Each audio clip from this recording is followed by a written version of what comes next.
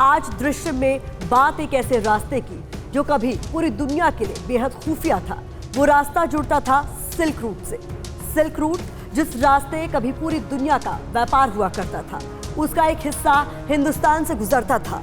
लुटेरों के हमले से बचने के लिए व्यापारियों ने सिल्क रूट से जुड़ा एक खुफिया रास्ता भी तैयार किया था और ऐतिहासिक दस्तावेजों में दर्ज है कि वो रहस्यमय रास्ता हिंदुस्तान के एक छोर से होकर जाता था, लेकिन कहां किधर कोई नहीं जानता।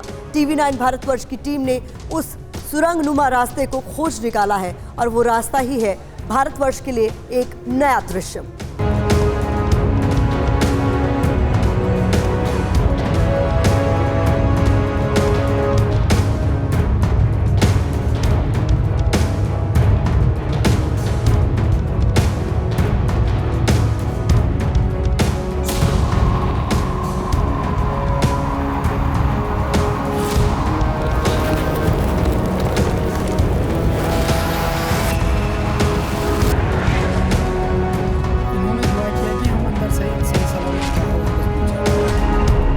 आप देखिए, जैसे ही हम अंदर आए हैं पहले 4 से 5 फीट सीधा, और अब देखिए ये नीचे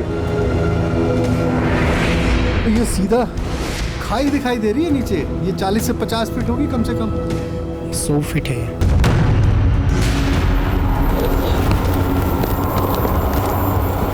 एक रास्ता इधर को जा रहा है, एक ये रास्ता इधर को भी जा रहा है। भूल भुलैया सा है। भूल भुलैया सा बिल्कुल है। अरे भाई,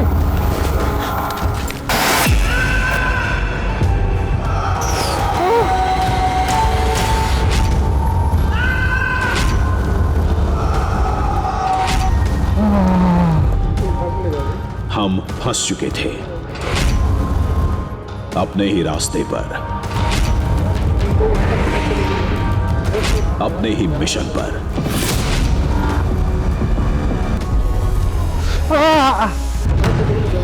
उस अंधेरी खाई में मौत की आहट जिगर कलेजा हिला चुकी थी। लगा सब कुछ खत्म हो चुका है, सब कुछ।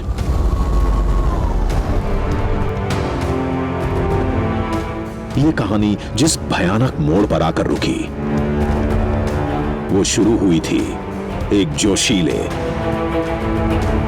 अलबेले अंदाज में।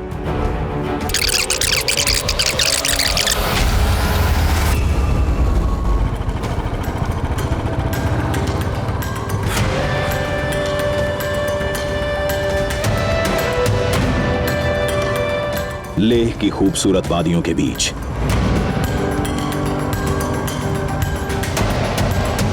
हम कारगिल की तरफ बढ़ रहे थे और कारगिल से हमें जाना था वहां जिसका नक्शा नजरों से मिट चुका है।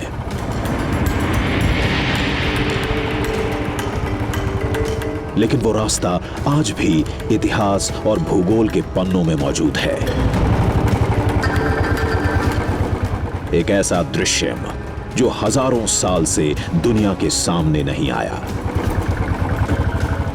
इतिहास बताता है कि सदियों पहले व्यापार के लिए एक रास्ता हुआ करता था, सिल्क रूट। हिंदी में कहें तो रेशम मार्ग, चीन से लेकर मध्य एशिया और यूरोप तक फैला हुआ, जिसका एक बड़ा और अहम हिस्सा गुजरता था हिंदुस्तान की सीमा से। लेकिन उसी रास्ते में कहीं एक और रास्ता भी मिलता था। पहाड़ी चट्टानों के बीच बनाया गया एक गुप्त, एक रहस्यमय रास्ता, जिसका इस्तेमाल व्यापारी लुटेरों से बचने के लिए किया करते थे।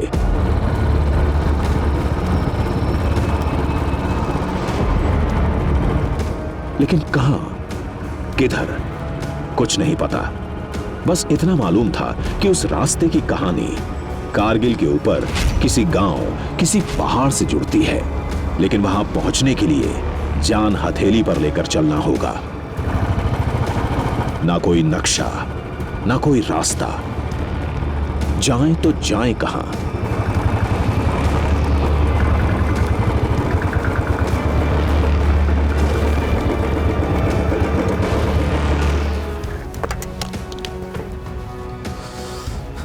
क्या हाल है भाईजान? ठीक है सर, आप ठीक है? बढ़िया बढ़िया। ये बताओ भैया, बहुत दूर से आ रहा हूँ, मैं ढूंढ रहा हूँ यार, सुना है यहाँ पे ना कोई जोंगी खोर कोई गुफा है, कहते हैं पुराना सिल्क रूट है, बहुत लंबी गुफा है। किधर है वो? उधर वो जो पहाड़ दिखाई दे रहा है, उस पहाड़ के पीछे ये बोल रहा है। वो पता नहीं कितना लंबा है, कहीं से कहीं है, वो तो पता नहीं इतना लंबा है बोल रहा, सुनने में वो पहाड़ के नीचे ये बोल रहा है। अच्छा, ये जो सामने पीछे वाली पहाड़ है, पहाड़ है, हाँ सर। तो ये इधर से तो हम चले जाएंगे, लेकिन ये रास्ता तो यहाँ बंद दिख रहा है, आगे एक गाँव सा दिख रहा है। हाँ, यहाँ से तो आप जा ही नहीं सकता है सर। अब यहाँ से जाएगा उधर ऊपर जो रास्ता है वो कट है, उधर से आप जाएगा तो उधर से वापस नहीं आ सकते हैं। क्या क्या क्या दिक्कत है? आपको पता है आप कहाँ पे खड़े हैं? आप है LOC पे। क्या बात कर रहे हैं? मैं एलोस कंट्रोल पे। मैं लाइन ऑफ कंट्रोल पे हूँ अभी। सर अभी आप लाइन ऑफ कंट्रोल पे खड़े हुए हैं। मतलब आप ये बताने की कोशिश कर रहे हैं कि ये पीछे की पहाड़ियाँ क्या है? हाँ, ये जो पीछे की पहाड़ी आपको नजर दिख रही है, ये है गिलगित बल्तिस्तान। ये जो पाकिस्तान के इलाके में आता है। सफर का ये पहला झटका था। निकले थे सिल्क रूट की खोज में, पहुंच गए LOC के पास। आप गलत रास्ते से आए हैं, आपको रास्ता थोड़ा भूल गया। तो आप फिर गलत मैं हैं। कैसे जाऊंगा वहां तक जो मैं ढूंढ रहा हूँ? कहते अदृश्य में उसको ढूंढ रहा हूँ, तो कैसे जाऊंगा मैं? तो आप जाएंगे तो आप इधर से वापस जा सकते हैं। तो करगिल शहर उधर सिटी से होते हुए उधर से बटाली रोड से आप उधर शहर से उधर जाके कोई जो पुराना आदमी है, जो पुराना लोग है, उससे पूछ सकते हैं कि यहाँ पे एक गुफा है, तो वो लोग आपको उधर से रास्ता दिखाई देगा। अच्छा, तो आप उधर से जा सकते हैं। आपने क्या सुना है उस गुफा के बारे में? मैंने तो गुफा के बारे में कुछ सुना नहीं। आप इस इलाके के हैं, तब भी आपको इतना नहीं मालूम? सिर्फ इतना ही मालूम है कि इधर से कोई गुफा है, कहानियां सुनी है? कहानियाँ सुने हैं। कहानियां तो हमने भी सुनी थी, और उन्हीं कहानियों के किस्से जुटाकर हम सिल्क रूट की बुनियाद तलाशने निकले थे।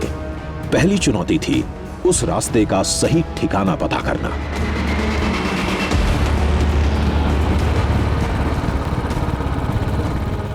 हम कारगिल के आखिरी गांव में थे।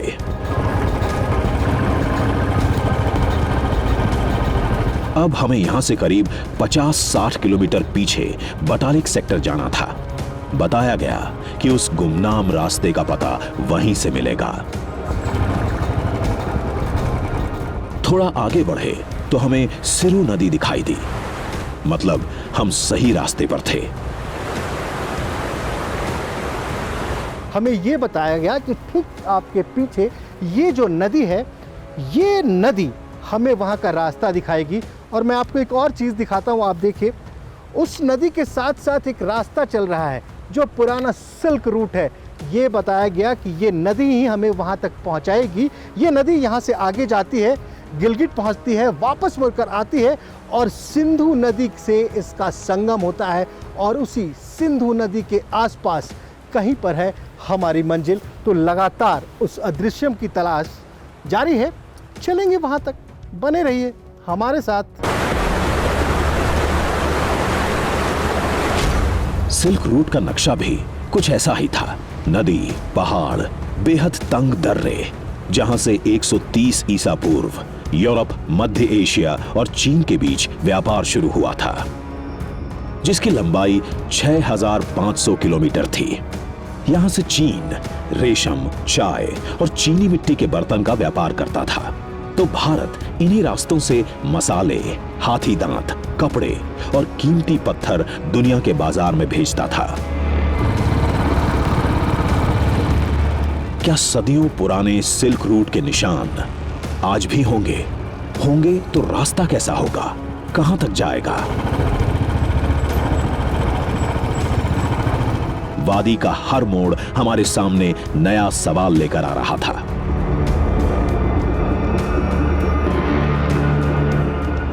लेकिन तभी जवाब बनकर सामने दिखा एक किला।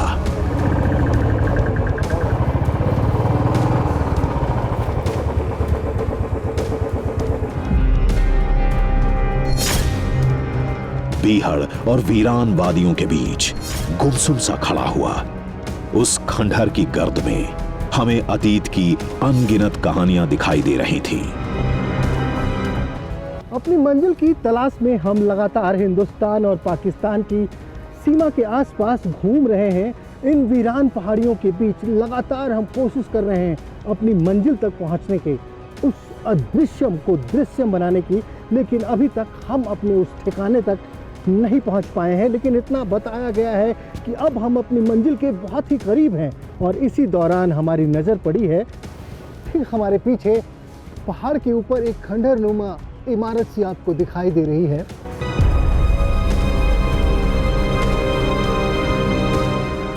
चिकतन किला 16वीं शताब्दी का है। 15वीं शताब्दी तक सिल्क रूट बंद हो चुका था। कहते हैं ये किला सिल्क रूट के हिसाब से बना था। इसमें एक तहखाना है जिसका रास्ता सिल्क रूट में ही कहीं मिलता था। सोचा शायद यहीं से कुछ सुराग मिल जाए।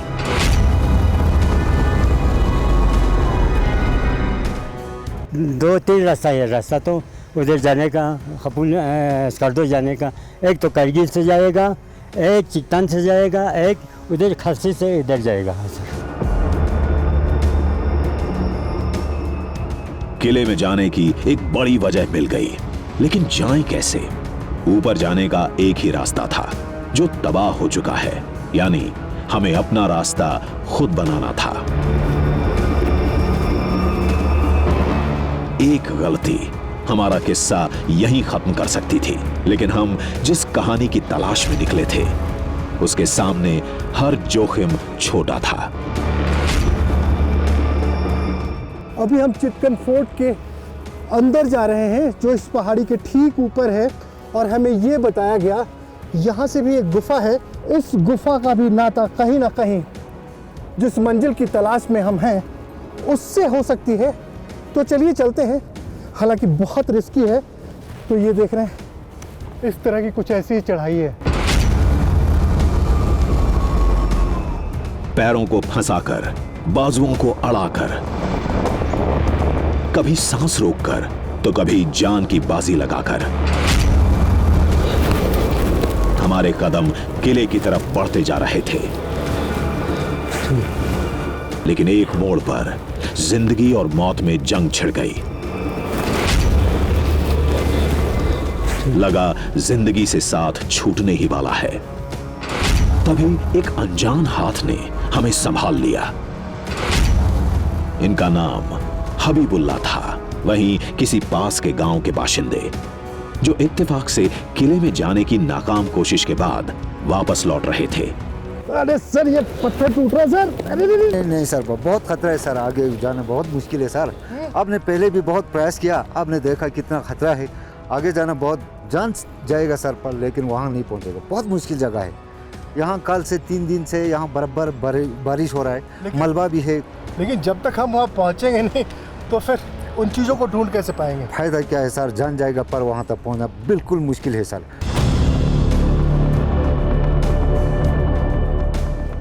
हबीबुल्ला से बातचीत हुई तो पता चला यहां कुछ नहीं मिलने वाला। 30-35 किलोमीटर दूर कोई जगह है जहां से आज भी सिल्क रूट की दुनिया तक पहुंचा जा सकता है। जनाब, कहते हैं कि इस फोर्ट के नीचे से कोई बहुत बड़ी गुफा जाती है। हाँ, सुनने में आया है सर, इधर गुफा है, लेकिन आजकल ज़माना गुजरता गया, बीतता गया समय, तो अभी उसका मुहाना बंद हो चुका है मलबे से। बाकी बारिश बर्फ वगैरह बहुत गिरता है यहाँ, इसलिए वो मलबा जमा हो गया, उसका दाना जो है वो बंद है सर अभी। रास्ते का पता मिल चुका था।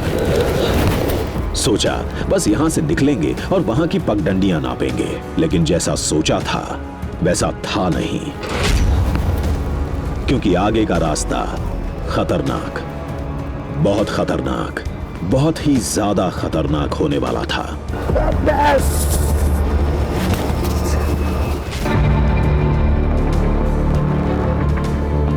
एलओसी, सिरू नदी,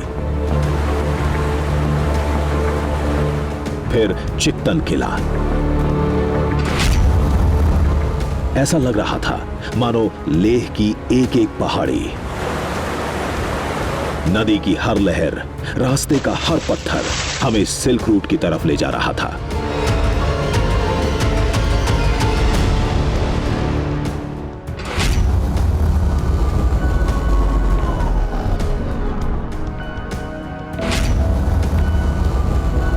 हम हिंदुस्तान की सरहद के आखिरी गांव के रास्ते पर थे।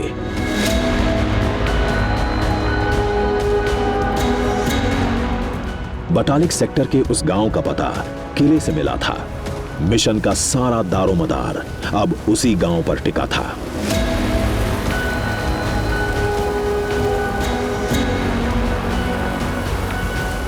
उस दृश्यम की तलाश में हम एक बार फिर से लाइन ऑफ कंट्रोल के पास पहुंच चुके थे। पहले भी हम हुंदरमन के पास एलओसी पे पहुंचे थे, सामने मंजिल दिखाई दे रही थी लेकिन रास्ता नहीं था। फिर अब हम यहाँ पहुंचे हैं बटालिक सेक्टर के, ये आखिरी गांव है लाइन ऑफ कंट्रोल के पास, हिंदुस्तान का आखिरी गांव चूली चंद है। और ये बताया गया कि अब हमारी मंजिल बहुत ही करीब है और शायद यहाँ से रास्ता भी है।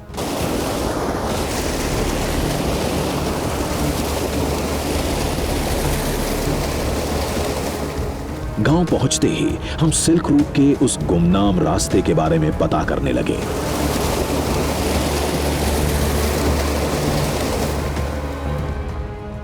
अगर आप यहाँ से एक नाला है सर इस रूट पे, वहाँ पर एक मिस्ट्रेस के सर जिसको अर्जुन खेव के नाम से मशहूर है सर। मिस्ट्रेस के जी सर, जिसको अभी तक किसी ने एक्सप्लोर नहीं किया था सर।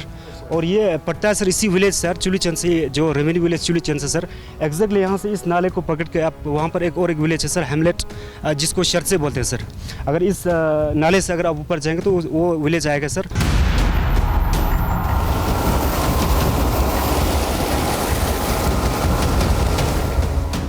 मंजिल कहीं आसपास ही है, ये सुनकर राहत मिली। लेकिन पहाड़ों में राह दिखाने के लिए हमें जरूरत थी एक सारथी की। गुफा के अंदर आप नहीं गए कभी? आपके गांव का कोई गया? गांव का भी मुझे इतना इन्फॉर्मेशन नहीं है सर, पर सुना है कि बहुत टफ है, वहाँ पे जाना थोड़ा मुश्किल है। जिससे भी बात करते वो मना कर देता। उस रास्ते को लेकर इतना खौफ था कि कोई तैयार नहीं हो रहा था। सारथी की तलाश में हम चुलीचंद से सारचे पहुंचे। पता चला इसी गांव से उस रहस्यमयी गुफा का रास्ता निकलता है, लेकिन मददगार की तलाश अब भी जारी थी।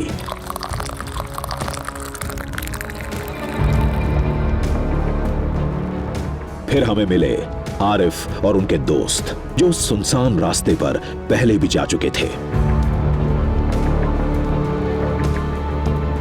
हमें पहली बार कोई ऐसा शख्स मिला जिसके पास उस जगह को लेकर कोई पक्की जानकारी थी।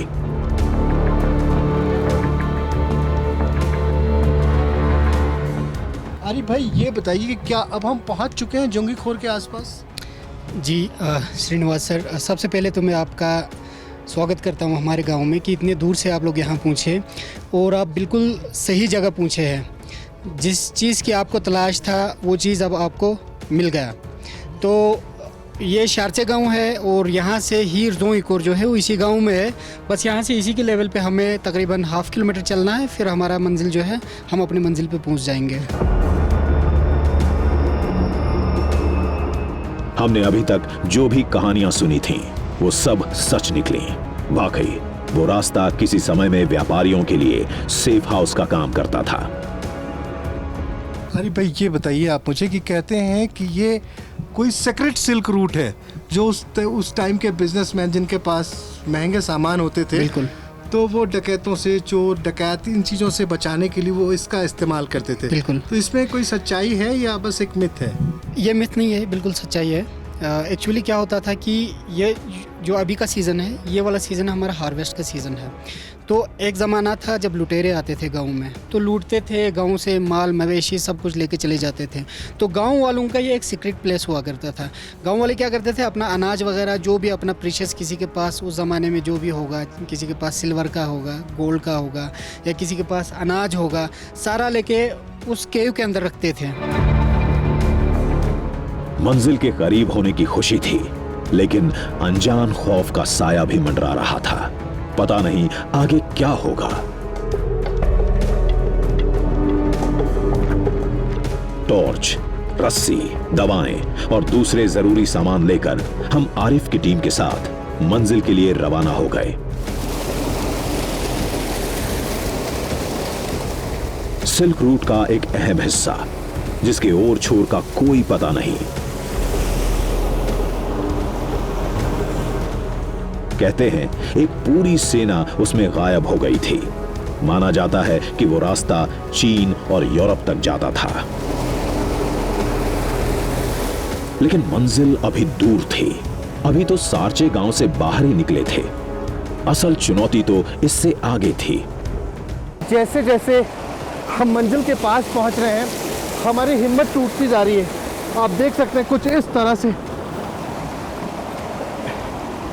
ये रास्ता हमें पार करना है, और एक छोटी सी भूल सैकड़ों फीट गहरी खाई। नीचे सिरु नदी, ऊपर खतरनाक चोटियां और बीच में झूलती हमारी टीम। एक चूक का मतलब खेल खत्म।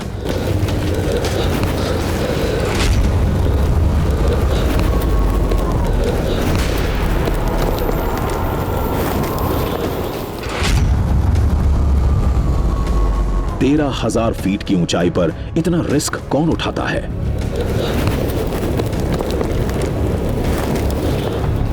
वो भी एक अनजान रास्ते के लिए, जिसके बारे में कोई जानता भी नहीं। वो जगह अब किस हालत में होगी?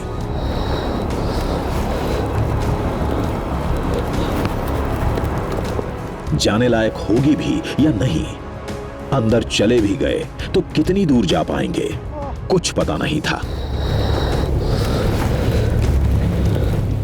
बस जान हथेली पर लेकर हम आगे बढ़ते जा रहे थे। अब यह बताया गया है कि यहां से आगे जाने के बाद वो रहस्यमयी गुफा, जिसे कहते हैं कि वो सिल्क रूट का ही एक अल्टरनेट रास्ता है, बताया तो ये जा रहा है कि बहुत पास में है, लेकिन नामुमकिन सा नज़र आ रहा है। बिल्कुल नामुमकिन सा नज़र आ रहा है। एक तरफ सांस लेने में दिक्कत हो रही है, तो दूसरी तरफ लगातार ये डर बना हुआ है कि एक छोटी सी चूक, और देखिए मैं कहाँ तक जा सकता हूँ, एक छोटी सी चूक और हज़ारों फीट गहरी खाई, जिसमें सिर्फ और सिर्फ पत्थर ही हैं। खतरे के बीच झूल रहे थे। जान हलक में अटकी थी।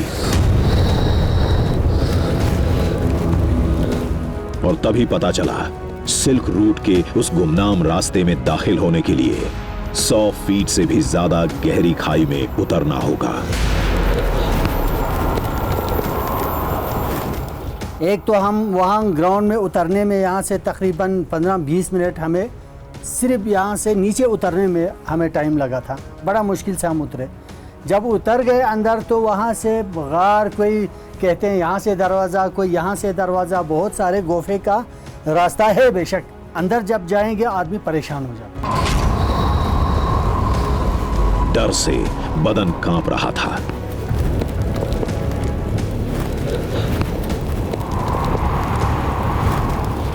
पहाड़ी की इन ऊंची पगडंडियों पर टीम का हर सदस्य सिहर चुका था। पता नहीं कब क्या हो जाए, लेकिन हम जिस मिशन में थे उसके कामयाब होने की उम्मीद हमारे डर पर हावी थी, क्योंकि आज जो हम देखने वाले थे वो इससे पहले दुनिया ने कभी नहीं देखा था।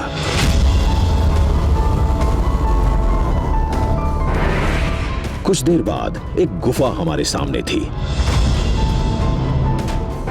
बताया गया सिल्क रूट का वो रास्ता इसी गुफा के भीतर से गुजरता है। हम आगे बढ़ने की तैयारी में थे, तभी हमें कुछ सुनाई दिया। देखा तो गुफा में दाखिल होने से पहले दुआ पढ़ी जा रही थी। देखिए, ऐसा है कि इस केव में जाने से पहले हमारे जो पुरखों से जो बातें चलते आ रहे हैं, वो बोलते हैं कि अंदर जाने से पहले बाहर दुआ करके जाओ। तो ये जो दुआ है हमारी सलामती के लिए होती है। जो कुरान शरीफ का कुछ आयत पढ़ते हैं तो मतलब इन्होंने हमारी सलामती के लिए दुआ की। इन्होंने दुआ किया कि हम अंदर से सही सलामत बाहर वापस पहुँचें, क्योंकि ये कहा जाता है कि अगर हम दुआ ना करें और दुआ के बगैर अंदर चला जाए तो कुछ ऐसा होता है कि इसका जो मेन दरवाज़ा है इसके ऊपर कुछ आ जाता है, बंद हो जाता है अंदर, ऑक्सीजन की कमी की वजह से मतलब इंसान ख़त्म हो जाता है। ऐसा मिथ है, मिथ हो सकता है, नहीं ऐसा हो भी सकता ऐसा है, ऊपर हो भी से कोई सकता है। चट्टान आ जाए। हाँ, ये भी हो सकता है, ये भी हो तो सकता है। हम अगर अंदर जाएंगे तो ये भी खतरा है। जी, हम जानते थे कि सिल्क रूट को तलाशने की राह रेशमी नहीं होगी, फिर भी सब कुछ भुलाकर हम आगे बढ़ गए।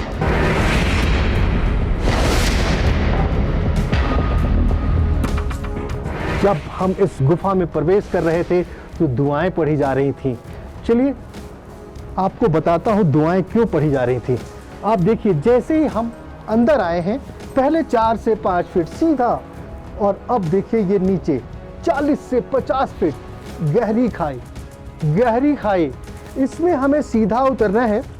तो शुक्र है कि कुछ गांव वाले पास के हमारे साथ हैं, आरिफ भाई हमारे साथ हैं। हमने यहाँ ये रस्सी लगाई है, ये रस्सी लगाई है। अब इसी रस्सी के सहारे हम नीचे जाएंगे। तो ये सीधा खाई दिखाई दे रही है नीचे। ये 40 से 50 फीट होगी कम से कम। ये 40 से 50 नहीं है, गलत फहमी में रह रहे हो, 100 फीट है। आपको ये 50 ही फीट लग रहा है, ध्यान से देख लीजिए, 100 फीट है। नीचे तो कुछ दिख ही नहीं रहा, आप अच्छे से देखिए। आप यहाँ पे बैठ के बोल रहे हैं 40 से 50, थोड़ा आगे होके देखिए। और तेरी के वो मुझे तो ये पत्थर तक दिखाई दे रहा था, उसके नीचे भी खाई है। हाँ हाँ, बिल्कुल नीचे है। अभी तो ये एक चैम्बर है, इसके बाद दूसरा चैम्बर है। वो चैम्बर बिल्कुल ढका हुआ है। नीचे जब जाएंगे ना हम, उसके बाद असली वाला चीज़ है ना, गुफे का जो सीन है ना, वो इससे आगे है। लेकिन वहाँ पहुँचने के लिए बहुत संभल के चलना पड़ेगा हमें।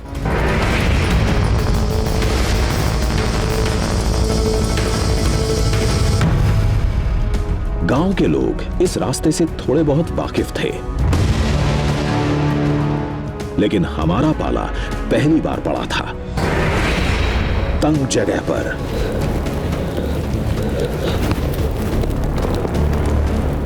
नुकीले पत्थरों के बीच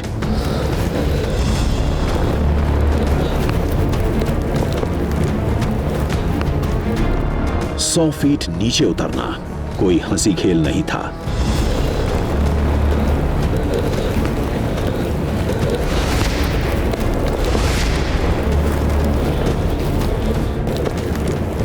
रस्सी के सहारे हम किसी तरह नीचे उतरने में कामयाब रहे।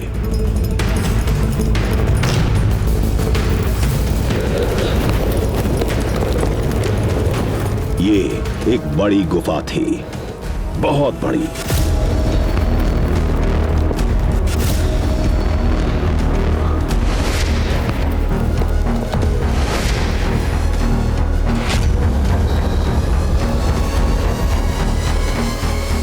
इतनी बड़ी कि कई हाथी एक साथ गुजर जाएं।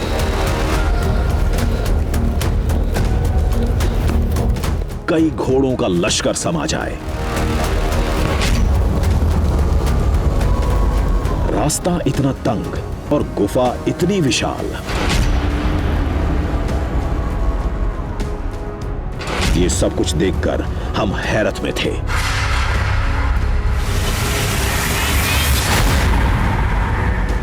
कहते हैं ये सिल्क रूट वाली गुफा है। आरिफ भाई हमारे साथ है, अकेले तो मैं जा ही नहीं सकता था। आरिफ भाई जी, सिल्क रूट वाली गुफा है ये? बिल्कुल वही है, इंडस रिवर के बैंक पे है ये। यहाँ से Indus river hardly 2 kilometre 1.5 kilometre होगा डाउन स्ट्रीम अगर जाएंगे। जी, और ये गुफा बिल्कुल सीक्रेट गुफा था। आप देख सकते हो कि कितना बड़ा है। और जहाँ से हम आए, अब उसको देखो कि एक वर्टिकल हम 100 फीट नीचे आ गए, लेकिन उधर देखो पत्थर कैसे लगाए उस जमाने के लोगों ने। लकड़ी लगा के सीढ़ी बना के अच्छा खासा, कहते हैं कि हमारे जो बुजुर्ग हैं वो कहते हैं कि इसमें अच्छा खासा सीढ़ी बनाया था।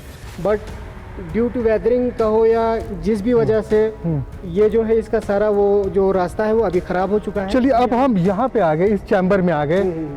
आपने भी कहा कि जी हाँ सिल्क रूट से तो नाता है ही, लेकिन अब हमें कुछ ऐसे चीज़ें भी तो दिखनी चाहिए जिससे लगे कि हाँ सिल्क रूट है। अब हम यहाँ नीचे के चैम्बर में आ गए।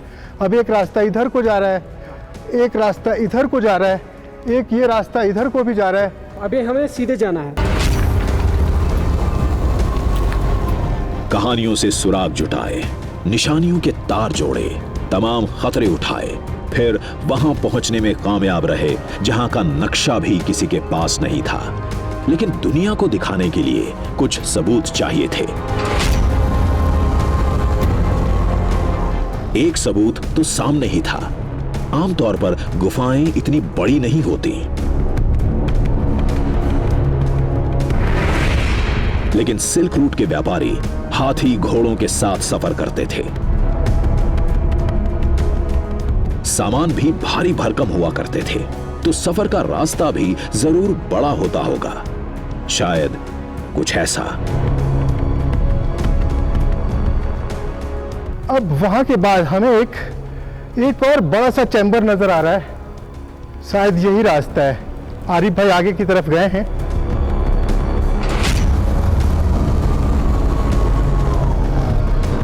हर कदम पर पत्थर, हर राह में रोड़े। संतुलन बिगड़ा तो ऊपर से गिरे नुकीले पत्थर जानलेवा साबित हो सकते थे।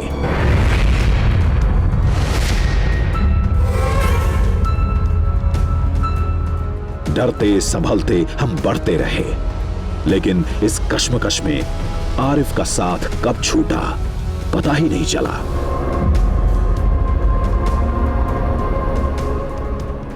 और अब आगे मुझे एक और चैम्बर सा दिखाई दे रहा है। मेरे साथ आरिफ भाई आए थे, वो कहीं आगे निकल चुके हैं, पता नहीं किधर है। एक रास्ता मुझे इधर दिखाई दे रहा है। आवाज़ लगानी पड़ेगी। मुझे ये बताया गया था कि फर्स्ट चैम्बर में जो सोर्स लाइट है, यानी कि जो स्काई लाइट है, जिस मुहाने से हम अंदर आए थे, उसे ध्यान में रखेंगे। तो वो भी अब पीछे छूट चुका है। आरिफ भाई भी दिखाई नहीं दे रहे। मैं आवाज़ लगाता हूँ। आरिफ भाई! ओह, आरिफ भाई की आवाज़ तो आ रही है।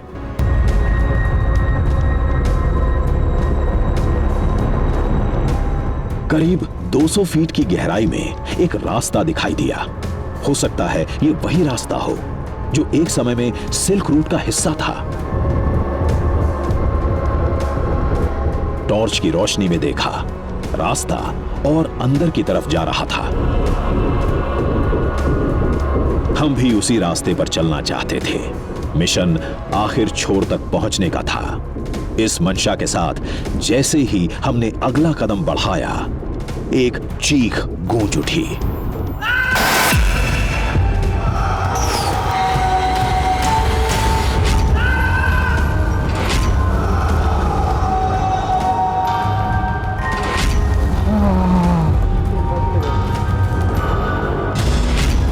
पत्थर से कूदते समय पैर फिसला और हमारे रिपोर्टर श्रीनिवास के घुटने बुरी तरह जख्मी हो चुके थे।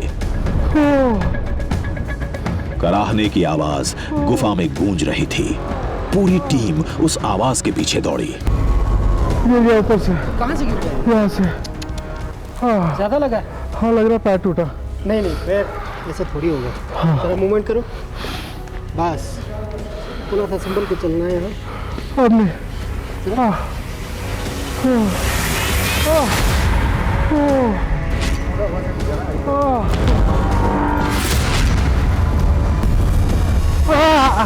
गुफा में अनहोनी की आशंका गांव वालों ने पहले ही जता दी थी।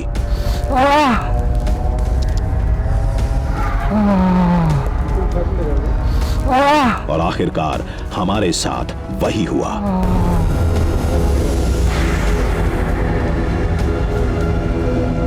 आगे बढ़ पाना तो दूर, अब सवाल यह था कि इस हालत में गुफा से बाहर कैसे निकलेंगे।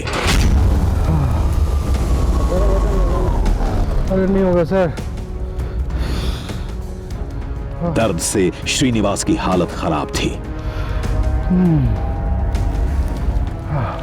बार बार दोबारा खड़े होने की कोशिश भी की, लेकिन हर कोशिश नाकाम। हाथ दे दो मुझे। हाथ दे दो।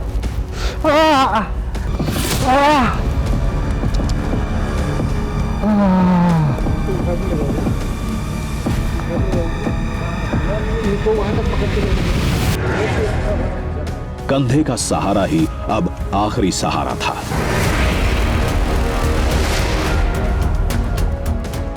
सिल्क रूट की इस गुमनाम गुफा, इस रहस्यमय खुफिया रास्ते को लेकर गांव वालों की एक पुरानी कहावत है, जो भी इसमें गया अपने पैरों पर चलकर वापस नहीं लौटा।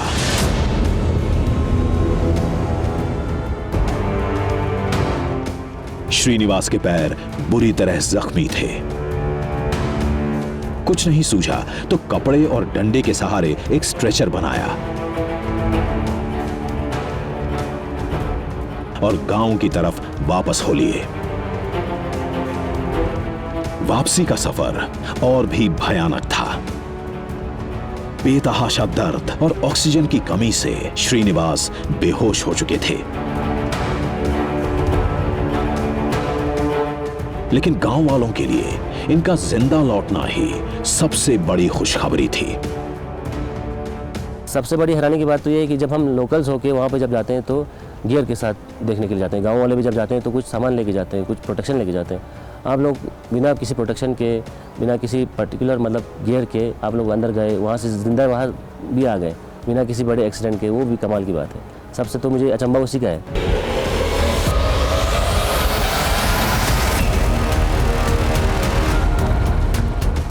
अपने मिशन को पूरा करने के लिए हमने कोई कसर नहीं छोड़ी। हर खतरे का सामना किया। अनजान रास्तों पर चले, ऊंचे पहाड़ की पतली पगडंडियों को नापा,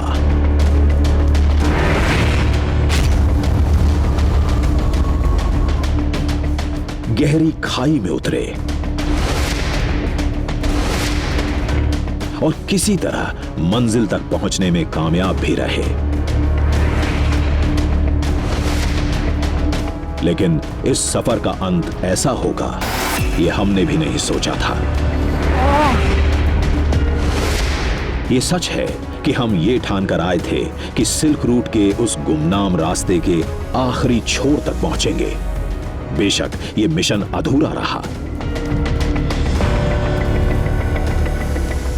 लेकिन हम उस मंजिल को पाने में कामयाब रहे जिसे अब तक देश ने नहीं देखा था।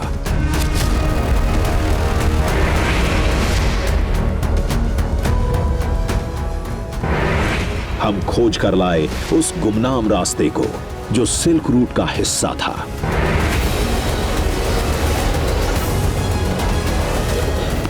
जो गुफाएं व्यापारियों की शरणगाह बनती थीं। कहते हैं कि इन रास्तों पर आज भी कहीं पुराने दौर की निशानियां मिलती हैं।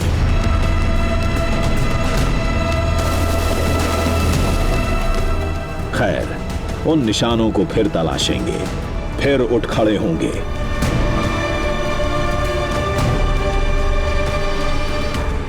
फिर लड़ेंगे चुनौतियों से, फिर लहराएंगे परचम और फिर ढूंढ कर लाएंगे एक नया दृश्यम।